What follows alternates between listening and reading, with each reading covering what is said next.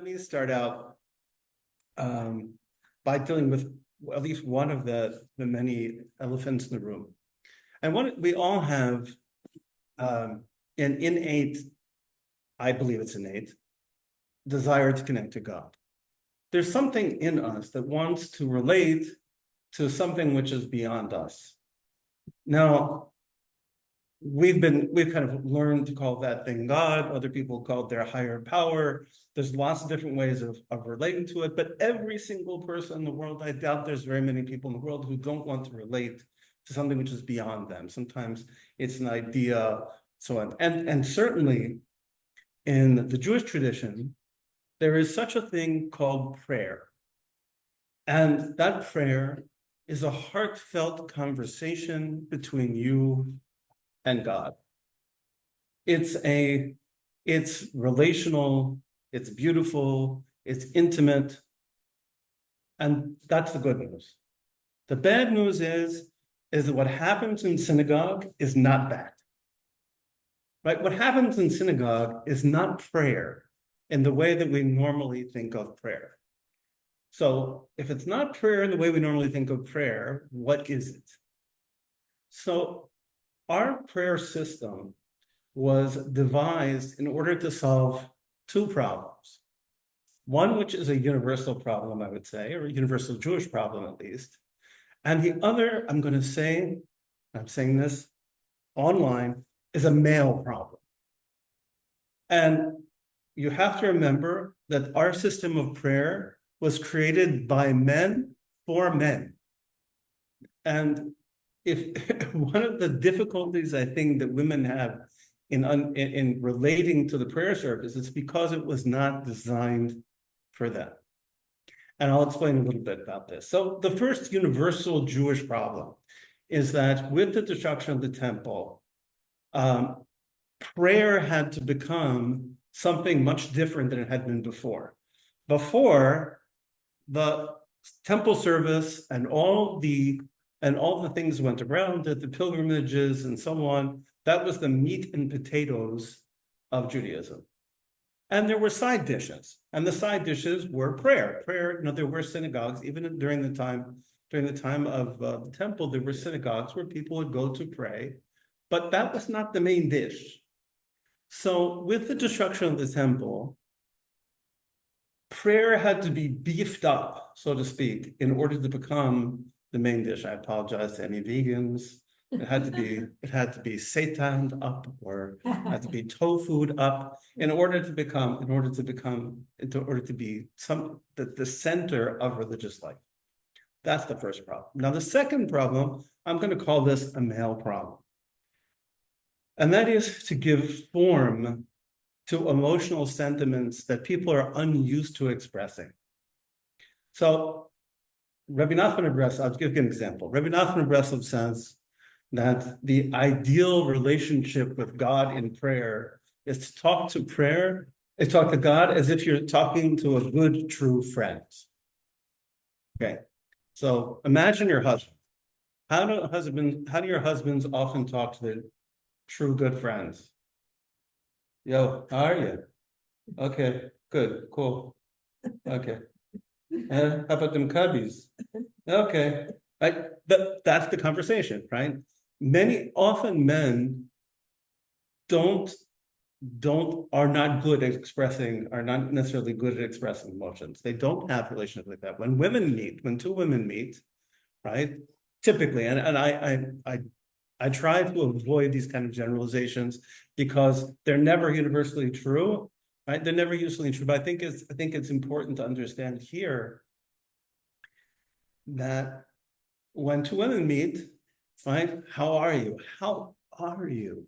They lean into the other person. They don't sit side by side. They sit opposite each other, and they engage with each other. And it tends to be longer and deeper. But how are you? But how are you really? Well, this is what happened to me, and that's what's happened to me. This is what happened to me.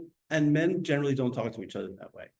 The expression of emotion, especially when it comes to spiritual emotion, is, I think, rather difficult for all people, but certainly very difficult, but even more difficult for men. And so what we have in the synagogue service is a way to stimulate prayer. So there's real prayer, and then there's simulated prayer. And so what the synagogue service does is it stimulates and stimulates prayer. It's an opportunity to begin the process of praying to God. Right? We start out, and even in the weekday Shemoneh Esrei, there's even the weekday Shemoneh Esrei, when you stand before God and you're talking to God, the 18 steps in which you're standing before God, there's an opportunity within each one of those brachot to speak your own heart. It's an opportunity. So it's supposed to stimulate you to that real prayer. It's supposed to set a time for that real prayer. It's supposed to remind you that you're supposed to pray, but nevertheless, it is not prayer. It's interesting. So women are obligated. So I'm going to be a little bit halachic and Talmudic for a second. So women are obligated to pray. Women are obligated to pray. But everybody agrees that they're not obligated to pray the prayers of the siddur. They're obligated to actually pray. So you're obligated to actually pray every day, to talk to Hashem, to talk to God every single day. Now, how you fulfill that, right? How you fulfill that is up to you. Now, that's not true for men. So the rabbis took a look at men as they understood them, and said, "Well, you guys, we can't do that with you. We can't just tell you that you have to pray. Instead, we have to give you a script. We have to give you a structure.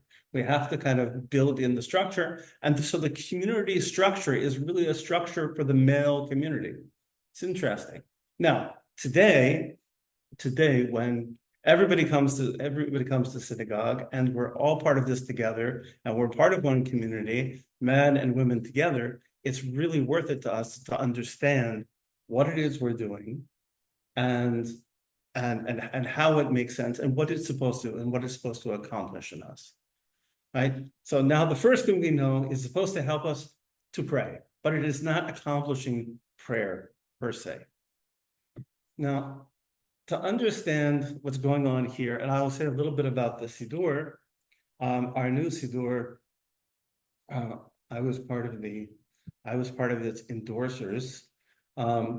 Is extraordinarily nice for many, many reasons. It's visually appealing. It's pretty easy to use. There's not a lot of jumping around. It's the Moroccan tradition, which is a little bit closer to what most people here do than the Turkish tradition that we had before. So it's a little bit more comfortable for some people. And it has wonderful bits of information here. It's got a nice little commentary. It has notations on the side which tell you where in Tanakh, for example, something comes from. So if there's a quotation from the Torah, it's going to tell you where the quotation comes from. And there are some pretty clear instructions for standing up, sitting down, and various other things. And in the Hebrew also, there are some notations which are useful for people who are reading to be able to read better. So it's a good tool, right? As tools go, it's very good. And also just as a tool to go along with the tool, I've created these, and you're certainly welcome to take one home with you. This is the order of the prayers at Magen David, and kind of the main sections with the page numbers, so you can kind of keep track. And people are welcome to take those. And if you need one, and they're made so that they're the size to fit inside, so they fit just inside the siddur. So it's you can use it as a bookmark also. So first, let me do a little educational experiment. Okay, so fold my paper in half. This is not like magic. Okay, I don't know if you can see my numbers here. You see my numbers? Okay, so what do you think? So how easy would it be for you to, how many people can memorize those numbers right now? No. Nobody can memorize those numbers? Really? Too many. Really? Too many? Okay. So how come that is? I can memorize these numbers. Why can I memorize these numbers and you can't? Or why do I have these numbers memorized and you don't? Because you repeat it. Maybe they mean something. They mean something to me, right? These are all my phone numbers. These are all the phone numbers I have ever had, right? These are all the phone numbers I've ever had. So this is what's called in education chunking information. When information is just presented to us in some big mass, we have a hard time dealing with it. But when that information is in smaller chunks, right? Because these are my phone numbers, right? And they're in smaller chunks. When it's in smaller chunks, and when those chunks are meaningful, then all of a sudden, and they maybe have a structure to them, it also makes sense. Now, this is another number. Okay, it's a little bit shorter. Probably you could memorize this one. Any idea what this is? Social Security. Thank you. It's a Social Security number, right? How'd you know that? The number of digits. The number of digits, right? Now, how would I have made that clearer? With the dashes. Right, if I had the dashes in here, right? So a very simple, right? You got it right off the bat, right? Because you said, okay, there's something meaningful about those numbers, right? There's something meaningful about the number of numbers there are. But if I had put the dashes, it would have been absolutely clear to everybody. Oh, that's a Social Security number. So all I need to do is give you the transitions, is to say, okay, this is the structure, and immediately from the structure itself, you now understand what the thing is. So today, what we're going to talk about is the structure of the tefillah, the structure of the tefillah for Shacharit, for Shabbat morning, and so we understand kind of how it's put together, right? And then a little bit what the themes are that are kind of expressed as it's put together. Now, I know that Roz did not like my ladder, but I have to explain the ladder. So the reason why I have to explain the ladder, I can't resist it, is the one thing that makes Sephardic prayer different is that it's understood Kabbalistically. If I were to take this siddur and put it next to an Ashkenazi siddur, right? And if you were to ask me to explain the differences, I would not be able to explain any of the differences except by appealing to Jewish mysticism. Jewish mysticism, Kabbalah, is so deeply built in to the Sephardic tradition that it's the operating principle of the way we structure prayer. So and everything in the prayer is structured according to this a kind of Kabbalistic understanding. So if you take a couple of things just before this, so I can back up into this. If you look on page 3, you'll see a list of how Sephardic prayer differs. Okay, so simple things: pronunciation, melody, the nusach, and again the different liturgical traditions, all of which are kind of Kabbalistic, different customs, minhagim, liturgy, poetry. There's a lot more poetry in Sephardic liturgy than there is in Ashkenazi liturgy, and it's also much better poetry, I will say. For some reason, in medieval Europe, they were not very good at poetry. I don't know why that is, but in medieval Spain, they were great at it. And so you have a lot of good poems and the influence of Spanish and Middle Eastern cultures. But the main thing is this influence of Kabbalah. So now we go back to my ladder. So if you look at my ladder on the last page, Oh, you didn't get one? you didn't get one all this time? Okay. Rebecca, do you have a pad? No, I didn't. Okay. So here, the service is divided up into 4 sections. So, and those four sections relate to four different worlds. Wow. Okay. So what does it mean? What does a world mean? So world means, first of all, the word for world, olam, comes from the word alam, which means hidden. So God hides himself, so to speak, in these worlds, which are dimensions of reality. So the first dimension of reality is the one that we are living in right here. Okay, the most solid material reality you could possibly imagine. That's the world of Asiya, right? The world of action. That's right here. So the world of Asiya, so the daily blessings, the very beginning of the service. And here, this is something that in Ashkenazi synagogues they do in the synagogue.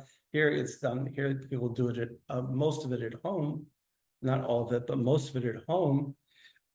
Right? Those daily blessings where you thank God for your clothing, you thank God for the fact that you're able to walk. Thank God for the fact that you've woke up. Thank God that He takes away your tiredness the night that He returned your soul. All of those things, that relates to the world of Asiya, that relates to the world of action, the world of physicality, right? You even thank God for your shoes, right? Even thank God for your shoes. Shasali called Tzarki. The rabbi said, "What's it mean now?" I says that He made everything that I need. What does that mean? Says that means my shoes. Okay. You live right here, is that correct? I'm just going- Yes. Okay. Yes, yeah. Right in the very That's great. right in the very beginning.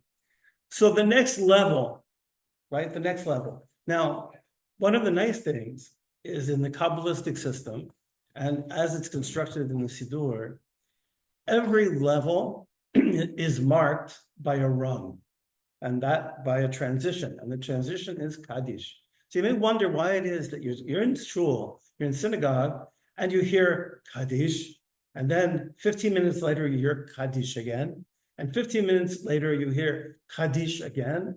Why are you hearing it over and over? You're hearing it over and over because that marks the transition between the sections. So when you hear the Kaddish, you know that I've now moved from one section to another. It's interesting. They say that it was in one of the synagogues in Baghdad back in the day. It was so huge. That when they said Kaddish, they would raise a flag at the beginning, so people could see there was time to say Kaddish. But it was not just to say Kaddish, but also because that meant, okay, now we're moving on to the next section, right? So people could time themselves, right? So people could time themselves.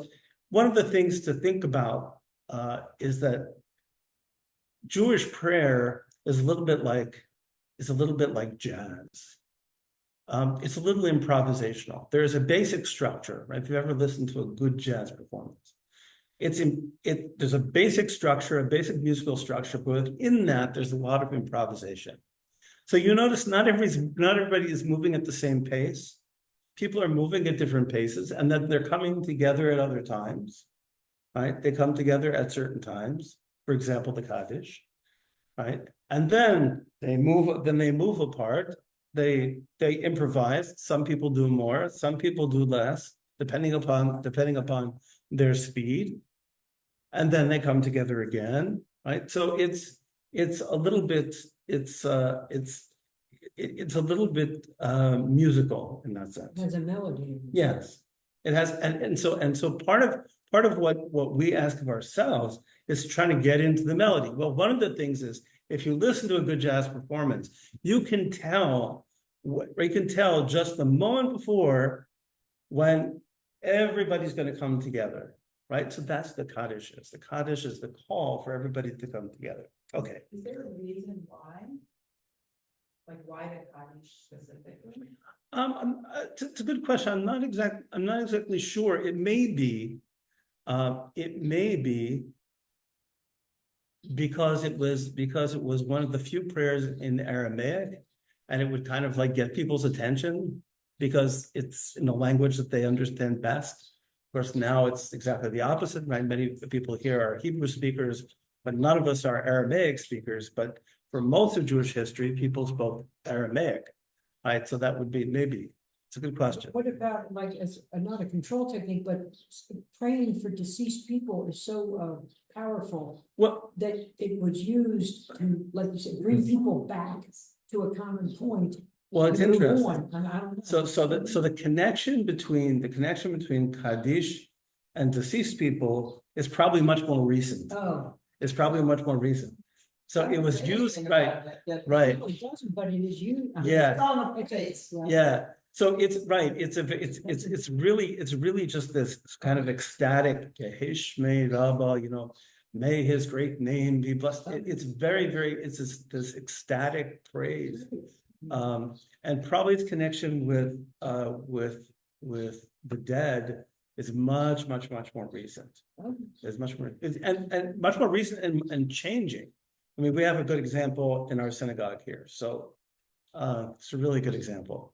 So at the seventh Aliyah, when you come up to the Torah of the seventh Aliyah, immediately after there is a Kaddish. Why?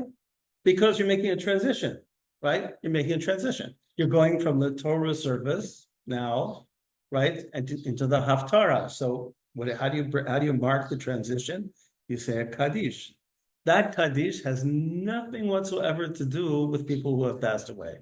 And up until about 20 years ago, 30 years ago, it was done by the Baal Koreh, by the person who was reading the Torah, always. Now, right, it became a thing that you call up a mourner for the seventh Aliyah, and he reads the Kaddish. And now it's become a thing where people compete and they yell at each other and they say, and they yell at each other. They say, no, I want the seventh Aliyah. No, I want the Aliyah. It's my Yortzeit. No, it's my Yortzeit, and so on. When in truth it has really nothing. That's a very new custom. It's a very new custom. So these things are always in flux. These things are always in flux. So the second level.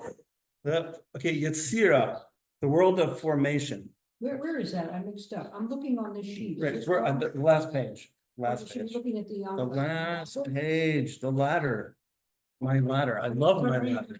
To this. Took me. It's a beautiful ladder, right? Okay. So we've said the daily blessings.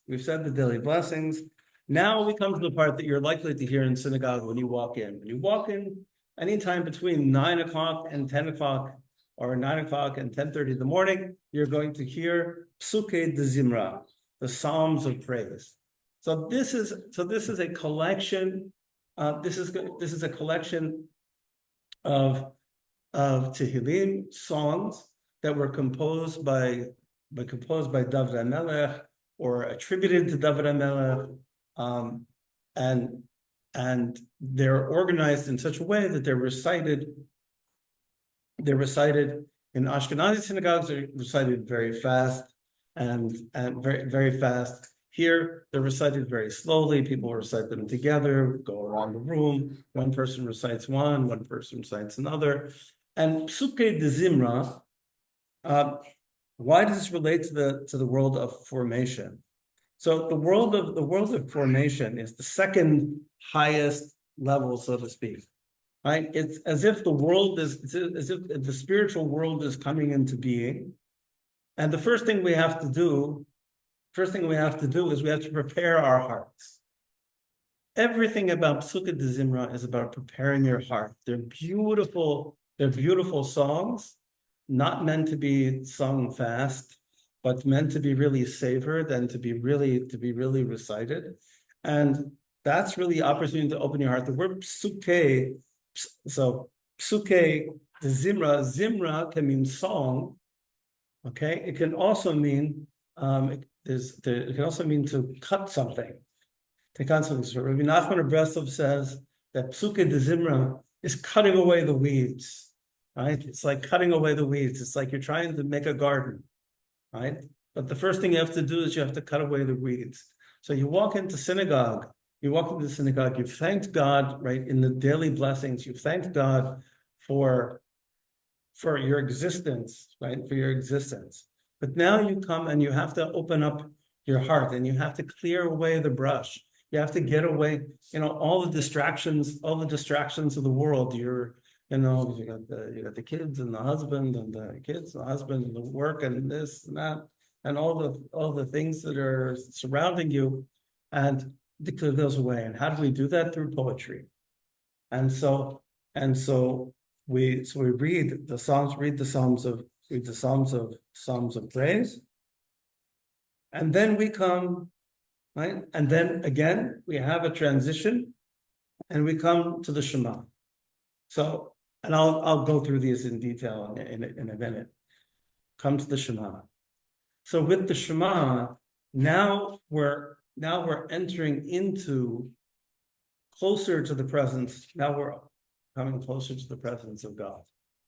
With the Shema, right? The most important thing when we're going to, if we're going to go see the king or the queen, the prime minister, pick your dignitary. The first thing you do is you research them online, right? You find out everything you can about them, right? And that's really part of what's going on with the Shema. There are two brachot before and two brachot after, and the Shema in the middle, all of which is to kind of fix us in the place of we are in the presence of the one God. We're in the presence of the one God. And that's the world of Bria, creation of something from nothing, right? That's the highest level, right? The second highest level of worlds, so to speak, in which God encloses himself. And finally, we come to Atzilut, right? That Atzilut means literally closeness or intimacy. And at that moment, and that moment of the Amidah, the standing prayer, at that moment, we now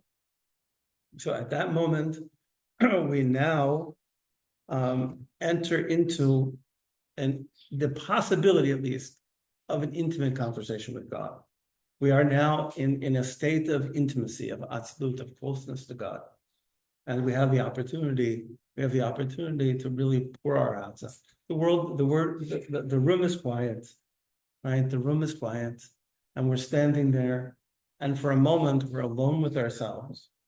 And in that moment, being alone with yourself, you have the opportunity to speak out your heart. Now you'll notice there's nothing on the right side.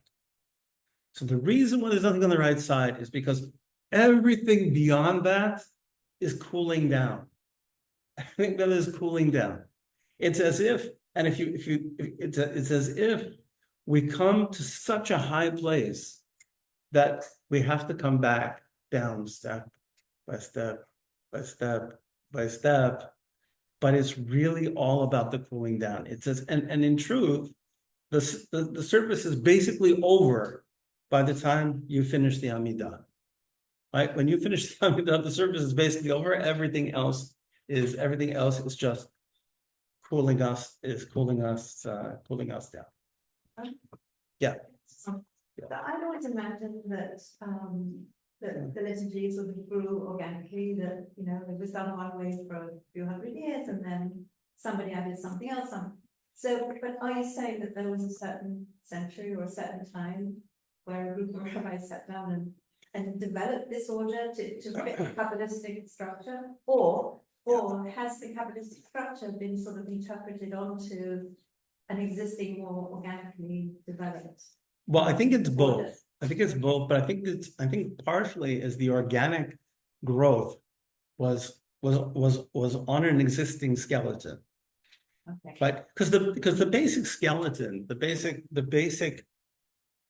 basic skeleton of the prayers is already established by the first, second century, right? The basic skeleton, even the Talmud includes the basics. What do you consider the basic? Like Those things. Yes. So basically for the Okay. four-part descent. Okay. Right? So that four-part descent. Now, how you understand those four parts, Okay. whatever, you don't necessarily have to understand this Kabbalistically. But those four parts were always set down. All the growth comes within those four parts, right? So, for example, right? Psukkah de Zimra, right? These morning psalms, right? Well, they get longer and longer and longer, right? Starts out like this, and different communities did different ones. Sometimes they would do this, sometimes they would do that. There was a lot of fluidity when it comes to that. Shmona Esrei, right? The Amidah was fixed pretty late, right? Originally. So what is a chazan? Right? The word chazan is related to the word chazon, which means a seer or a poet. Right? So what was chazan? Chazan was a poet. Chazan was a person who had 18 topics. Okay, and he would compose poetic prayers on those 18 topics spontaneously. Right? That was what that for many years, that's how people did it.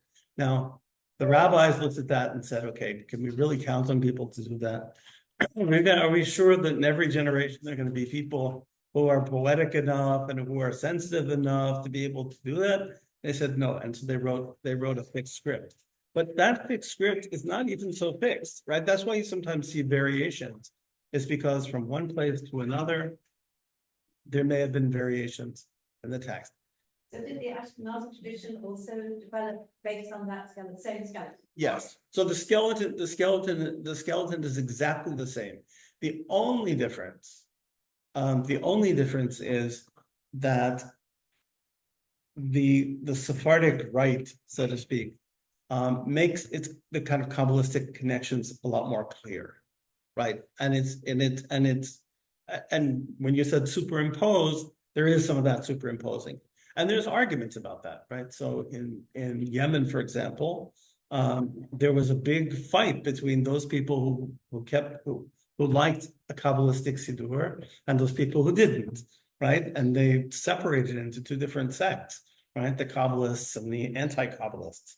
So it's not it's not universal, but the growth. So I would say it's organic growth within a structure. Within a structure. Okay, so let's go back to page 1. Yeah. Page 1. Okay.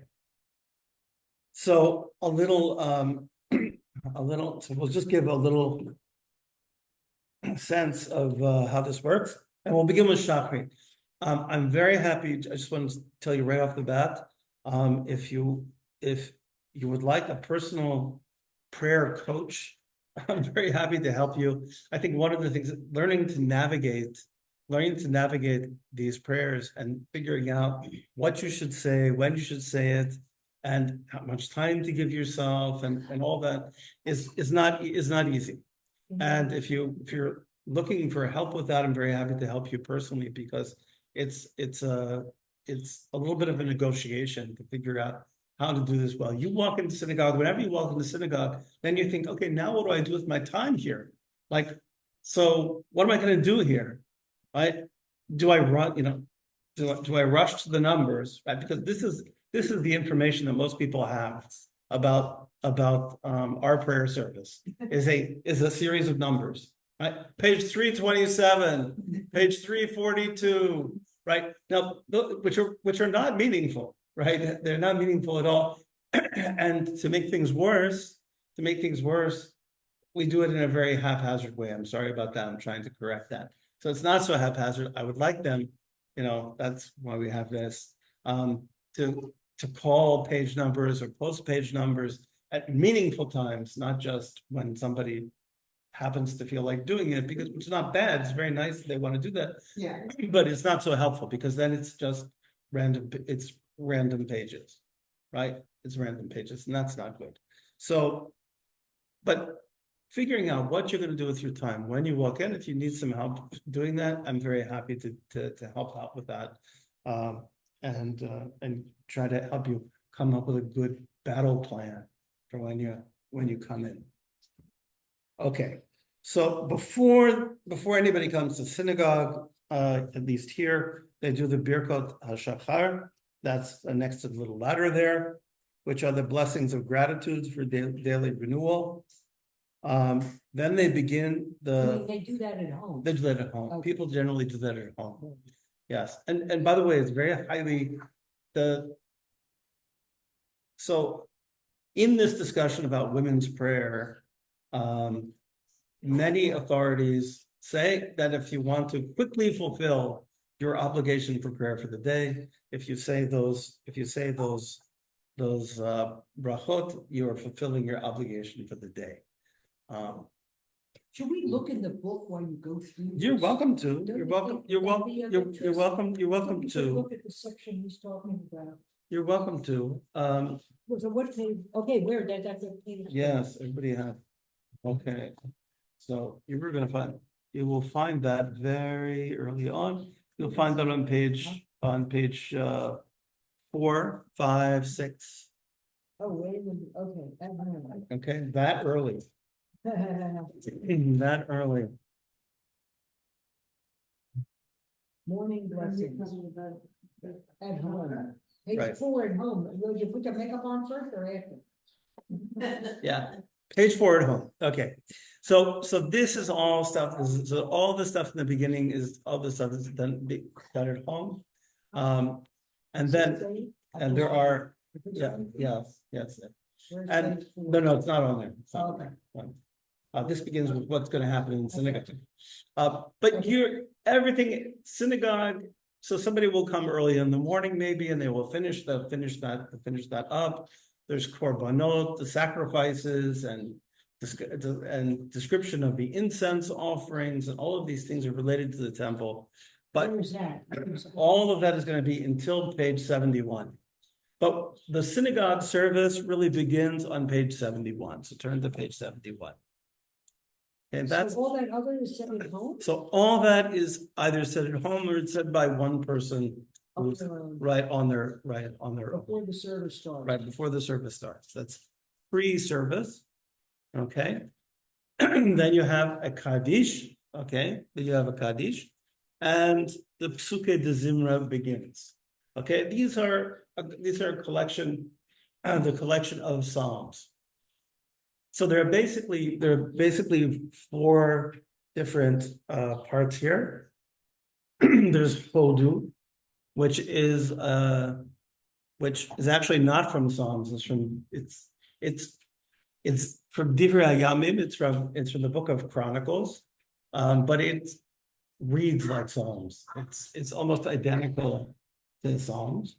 Where is that in the book? I mean, I just want to see, so. Page 71. Page 71. Okay. Okay. So That's Hodu. Hoda begins page 71, and that's the beginning of Sukkot de Zimra. So what page is that? Okay. 71. But that Sukkot de Zimra, so all of those Psalms, okay, all of these Psalms continue, okay,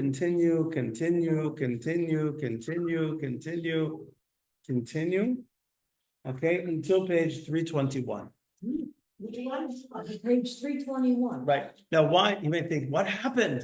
How did we get there? So we got there because there's a change between the weekday and Shabbat. So we switch on page 314. So head to 314. I told you there wasn't a lot of jumping, and I lied. 314? 314. And what's that got to do with 321? I'm going to explain in a second. Because it could be tricky, you know? Yeah. Okay. So on 314, we switch into Shabbat mode. Okay, because up until now, everything has been the same as the weekday, Oh, right? Everything's been the same as the weekday. The same songs, right? Kind of imagine you're singing the same song. So you start out with the same songs as the weekday, and now we're going to switch. Right? We're going to switch to the songs of Shabbat. So we switch from page 314 to 321. Okay, and these are all the special psalms. but what happened to all the Psalms that were before from are they not relevant for Shabbat? When you, in other words, do you go to page 71 on Shabbat or do you go to 320? No, you go to page 71 and then you skip, right? And you skip And because where do you go from there? because if 314? you continued, you would be going into Daily. daily mode. So you go from 71 to 314, 314. which is Shabbat. Just Shabbat, right? So you're switching into Shabbat mode, and now you're saying the special psalms which are related to Shabbat. And Say that. Yes, yes, yeah, right, and then you skip to 314, right? And-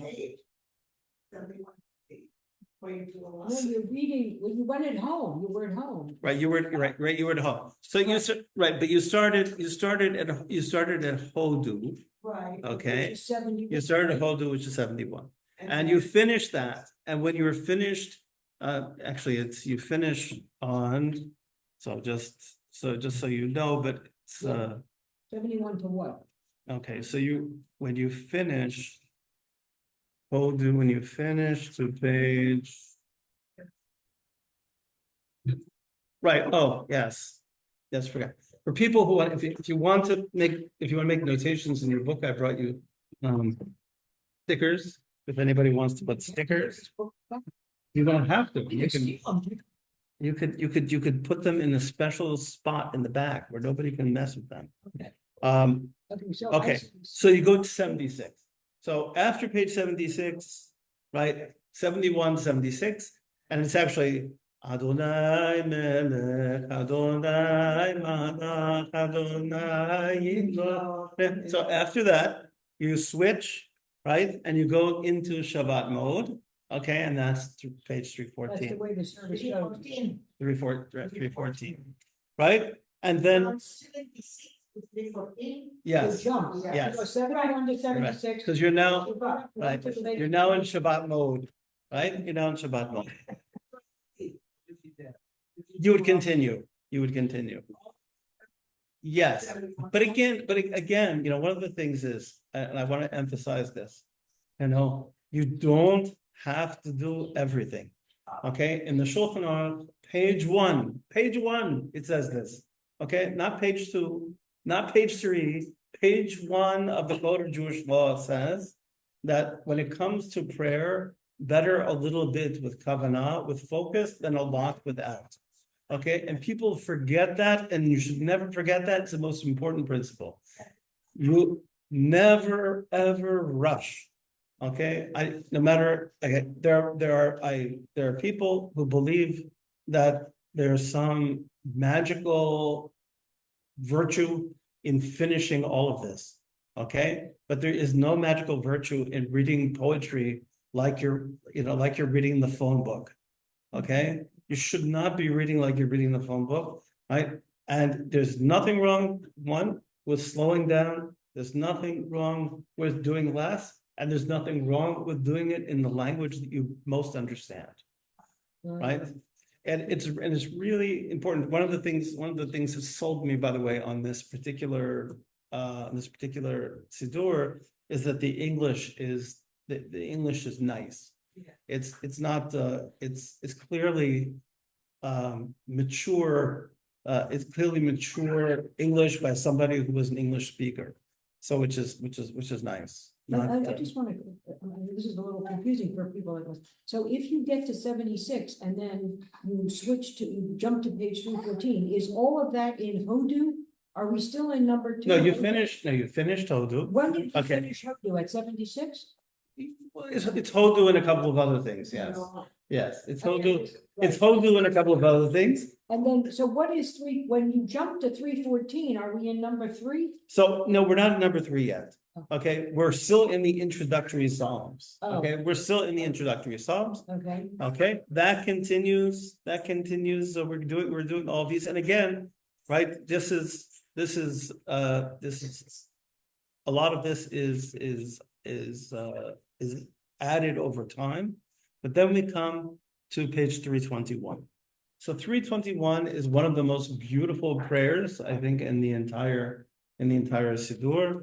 Baruch She'amar, blessed is the one who spoke and the world came into being. Blessed is he who speaks and acts. Blessed is he who decrees and fulfills. It's an absolutely beautiful prayer. We know from a traveler, Natan Ababli, who went in the Middle Ages to Baghdad. He said that they used to do it. They used to do it responsively. So, and they would sing it responsibly, and there would be, and one side of the synagogue, so they would go, Baruch She'amar, and the other side would go, V'haya olam, and when God spoke, and the world was created, and the other side, and they would do this back and forth. And he said it was absolutely beautiful. This is a very, very beautiful thing. This is the opening bracha to the real Psukei de Zimra, right?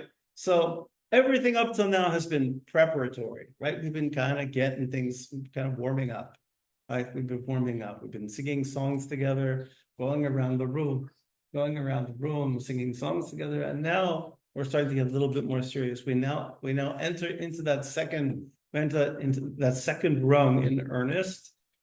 Okay, with this beautiful prayer, which is really which is also the bracha that so to speak that begins the actual Psukei de Zimra, the collection of psalms that we say really every day.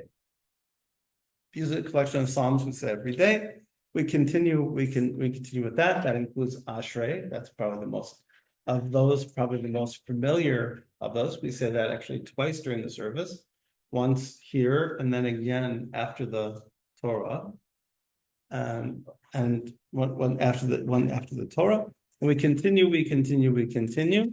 and we do.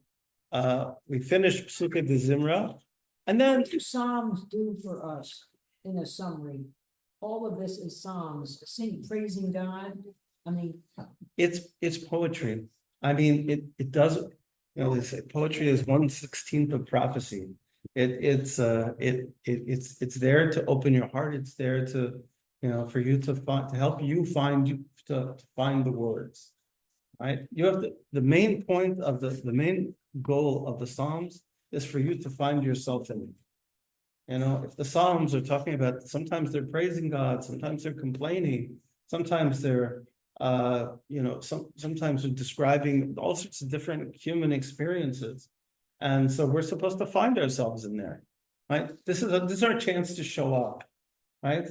And I feel sometimes that we have so many of these because no one is going to fit any one person, right? There's so many because for me to catch on to everybody, I need a lot of material, right?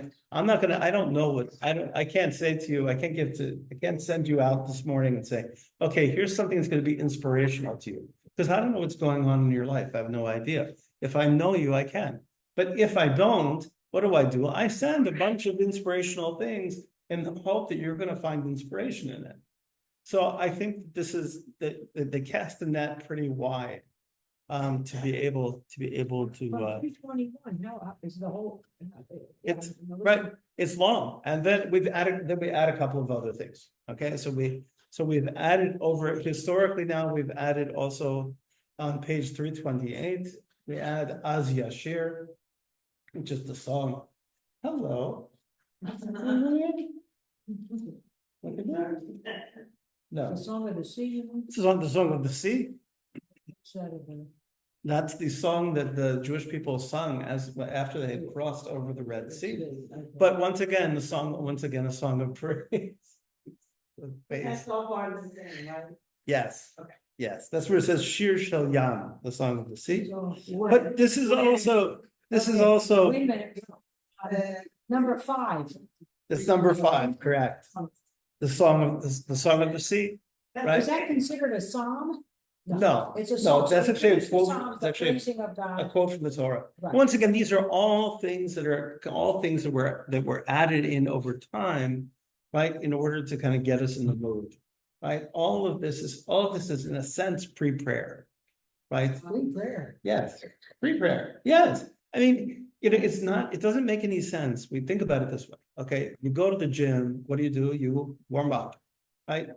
If you launch yourself into into the exercise without warming up, heaven help you. You're going to come out sore.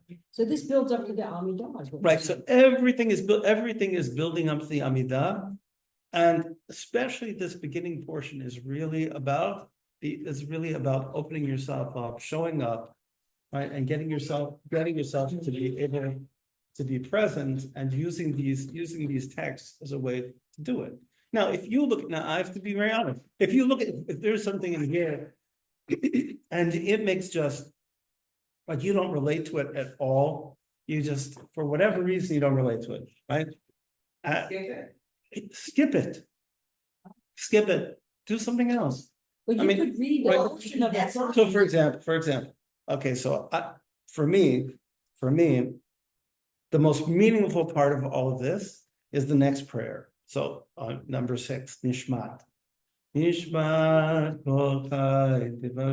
Why is that? First of all, I love the tune. Second, I love the words. The words just blow me away. Page 330.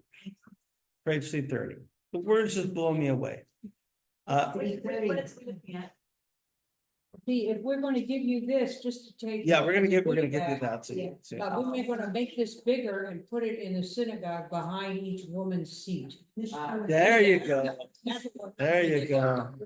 I So think- it says, Nishma kochai divrei shimcha Adonai Eloheinu. Yes, down towards the bottom. The soul of all the living will bless your name, Adonai our God, and the spirit of all flesh.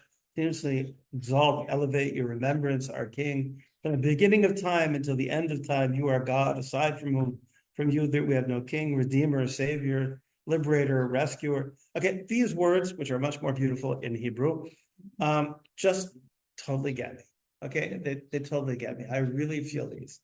So for me, I put a lot more energy into those words. I also love the Shir Shayam. There's some beautiful lines in Shir Shayam, and I love the tunes for the Song of the Sea. And so this for me is my favorite part in the morning. And there are certain things, or if you want to hold on to a verse, right? If you run into a verse, and it's really speaking to you right now, because maybe you're tired, or maybe you're sick, or maybe you're really happy, or maybe you're whatever it is that you're experiencing, you want to hold on to that verse, you can hold on to that verse, right? And you can stay with it for a little while. You don't have to rush. How long is that Nishmat prayer? How long? Nishmat goes all the way, Sounds like that. yeah, to page 331. Oh, it's 2 pages. Yeah, it's just 2 pages, yeah. I want to see It's serious, it's serious prayer. Yeah, it's a beautiful prayer. Yeah, what did you think? The word Nishmat? So Nishmat Kochai means the soul of all living beings. Yeah, the soul of all that lives, referring to God as Nishmat Kochai, as the soul of all life.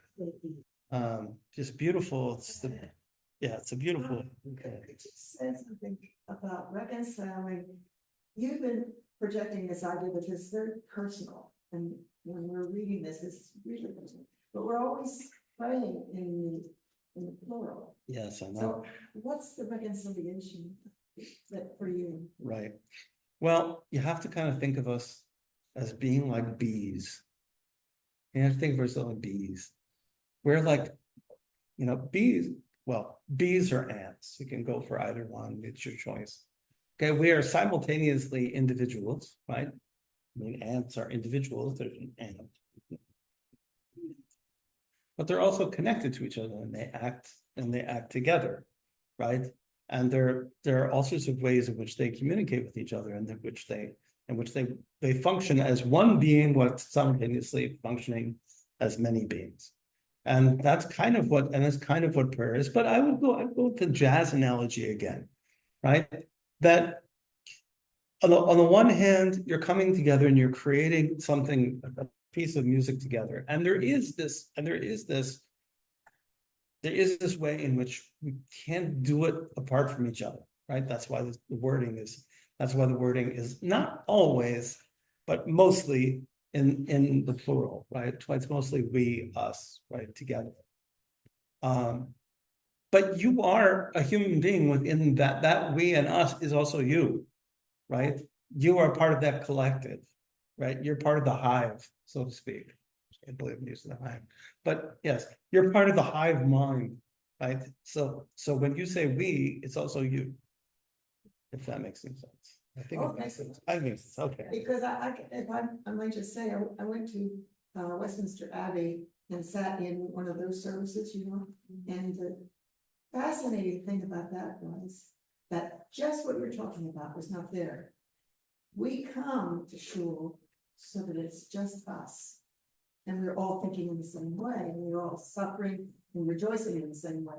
But when you were with all these people, some of the people were Hindus and some people were, you know, it was a very diverse group. But what you were missing, obviously you weren't involved in the Christianity part, Right. and you were not necessarily meant to, it was almost a show. Right. But that feeling of being all Jews together, that's all of us in that room on one body, which is what we're talking about. Right. So you can feel like, really, this is me, but as you said, me is us. Right. And- I'm part of the, Isn't one item- Well, yeah, in a way, but not the many, because the many spreads it out too far. The many, people come to No, shul but it's just the to group. be with other Jews. Right, but then, like you're saying, it's still the relationship that you have to God in your Right. prayers, but it's done in a group dynamic of the Right. beehive. right, and the more, right, and the more you're bringing to it, see, part of, I think one of the things is, you walk into synagogue sometimes, this is my experience, and I'm the Gabbai, so I know. You walk into synagogue sometimes, and like, you walk in, it's like, okay, we're in the groove, right? You know, people are sort of together, you can feel that there's a little something happening, there's a little bit of a buzz. And sometimes you walk in and it's not like that at all.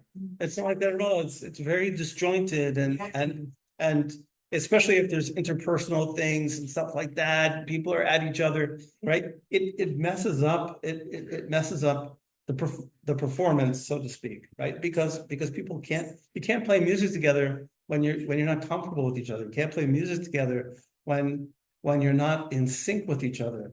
You know, if musicians are not in sync. And so there are times when we're in sync and sometimes when we're not in sync. And part of it is the better you understand the music, the more in sync you can be. Well, that's why we're here. We're That's trying what to we're here. understand the Right, human. right. So the better we It's second understand it, meeting. the more I'm happy. At the second meeting is, I'm totally fine with that. I'm I very will happy. come back to that. I'm very Okay, happy. keep going. I'm very happy to do that. Okay, so thank you. Thank you so Keep much. going. I appreciate that. Okay, so now we go through Nishmat, and that puts us now towards the end. So once we hit to page 332, we can really come to the end of the Psuke de Zimra, which has a bracha that comes at the end, which is Yishtabach. So Yishtabach is now the end of is now the end of Yishtabach means may your name be praised forever. No, yeah. Right. What does it mean? Yeah. May your Yishtabach means may it be praised, may it be blessed. End of this Zimra. Right, so this That's a is, closure. right, so this is the closure of Sukkot de Zimra. So we had Baruch She'amar in the beginning, we have Yishtabach now at the end. And what would come next? Can you guess? What comes at the end of a section? Oh, Kaddish. Kaddish. So if you look at the next page 332, as one would predict. What? Sorry. What is it about me? I would see that one. It means may your name be constantly praised. Yes, It's about- yes. Yeah. And that, what page is that? I missed That's it. on page 332. And then on page 333, you have the Kaddish, which acts as the transition into Okay. the next, Well, right? That's very interesting. Right into the, right, I okay, really understand now, So- the Kaddish in the. right, what so is now, it? right, Okay. Next chapter. okay, All right, so go really, ahead. exactly, so whenever you hear the Kaddish, Right. We know that what's means, coming next. that means, okay, that means we're making a transition. Okay, so now we've made the transition, and now we've come to the brachot before Shema and the brachot after Shema.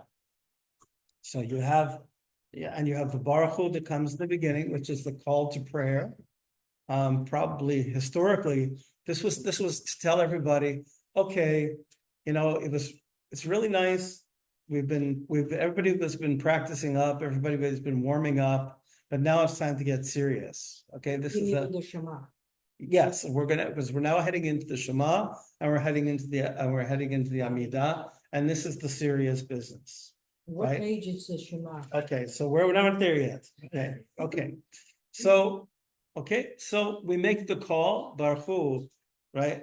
Et Adonai Hamburach, and then people respond, right? And by the way, that was, you could kind of imagine that would have to be, if you had a large synagogue like they had in Baghdad, right? Somebody would have to, to yell it pretty loud, right? So that people would hear it. And that meant whatever it is that you're doing. So you've been doing, you're here in Psukkah de Zimra, and you're here in Psukkah de Zimra, here, wherever you are. Okay, now we come together. Okay, that's reminded, everybody comes together at that point and responds. What page is that? That's page 334. And then that followed are the two brachot that come before the Shema. The first one deals with the creation of the universe, and the second one deals with God's love. And we have a little piyut in there. We have stuck in there. On Shabbat, we have a little song on page 334, which is really not a part of the service per se, but it was added later as a kind of an enhancement. And it's nice because it's an easy song to sing, right? El Adon Al Kol Ma'asim, because it has one of those structures that's pretty easy to. It works with a lot of tunes, so you can probably sing it to like 900 different tunes because it's, I think it's by the shores of Yichigumi. It's like that. It's got one of those easy structures. That's in the middle of the blessing song. That's in the middle of the blessing. Right. So kind of, so right. So There's four, right? right. No, it's right in the middle. So So right in the Shema? middle of the blessing, right? So right in the middle of the blessing, we pause for a second, we sing a nice song, and then we continue the blessing on page 336. Okay, and then we complete the first one. And it's interesting. So I'm sorry, it goes on, we complete it. There's a little we have a little mini Kedusha in there also. And then finally it completes on page 337, right? And how do we know it completes? Because we have the words, Baruch Ata Hashem Yotzer Hamorot. That's the completion. That's called a Chatima. Chatima means a seal or a stamp, right? A seal. So, right, so that's how we know that a bracha has ended, is because it has a seal. Now, it doesn't always have a pticha, doesn't always have an opening, right? It always, which is Baruch Ata Hashem, but it always has a seal. So that's the seal. And that all talks about really God's relationship to the universe, to the sky, to the planets, and to all this stuff. And then we move into Ahavat Olam Ahavtanu. You have loved us with an eternal love, and it talks about God's love for us, right? And beautiful words about the Torah, that He should enlighten our eyes. Is that in the Shema still? So that's in the brachas, the Shema. So that's page 337, right? Okay, we're gonna come back. We have to have Okay. another class. Page 337, Ahavat Olam Yeah. Ahavtanu, right? You've loved us with an eternal love, and talks about God's love for us. We talk about learning, about studying Torah, keeping commandments. It's beautiful words. And then that bracha concludes, Baruch Atah Hashem Bocher B'Amo Yisrael B'Ahava, page 338, and then we say Shema. Then we say the opening paragraph of Shema, and then the three paragraphs of Shema. I don't want to keep people too long. No, okay, well, of course, you're hitting the top of the ladder, you can't. So we're hitting the top of the ladder. So I feel like we need a second Well, session. okay, well, let's, Okay. okay, but are you finished now? Okay, so Yeah. I'll Let's do down. okay, so I'll power us through. Okay, I'll power you through. Beehive. Okay, so you go through, so you go through the Shema. The first paragraph deals with God's unity. The second deals with our obligation to love God. The second one deals with reward, deals with reward and punishment. The third one deals with tzitzit and with controlling our heart and our eyes. And then concludes with the word emet, true. Okay, so then we What continue. page is it over? Okay, so emet, okay, you're gonna find that on page 340 and 341 right at the top. So, okay, then we have the prayers that now are going to push us up into the Amidah. Okay, we're closing in on the Amidah now. Okay, we're closing in on it, and we have one prayer now that talk about God, that it's actually talking about God's Torah as revelation, that is something which is forever and perfect and faithful and so forth. And we praise God for always having been a help to our ancestors and to us. And we move on until we come to bottom page 342, right? Baruch atah Hashem Ga'al Yisrael. We talk about the redemption of that God redeemed us, and immediately we head into the Amidah. There's not supposed to be any separation between those last words and the Amidah, so that our redemption, our freedom. So it's as if we imagine if we were just freed, and what's the first thing we're going to do with our freedom is we're going to talk to God. That's the first thing we're going to do.